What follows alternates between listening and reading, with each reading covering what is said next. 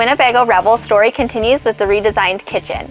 The kitchen in the Revel has been redesigned for maximum versatility. Revel owners live both inside and outside the van, and the new kitchen is going to make their living even better. First, inside the van, Winnebago moved and repositioned the compressor-driven refrigerator to be used inside or outside the van.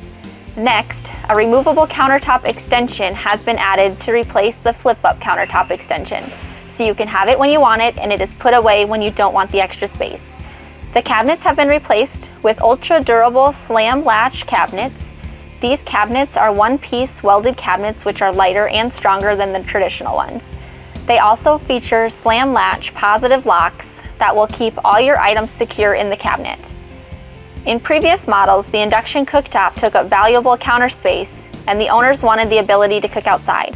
So Winnebago removed it and replaced it with a movable cooktop and gives owners the flexibility of cooking food outside.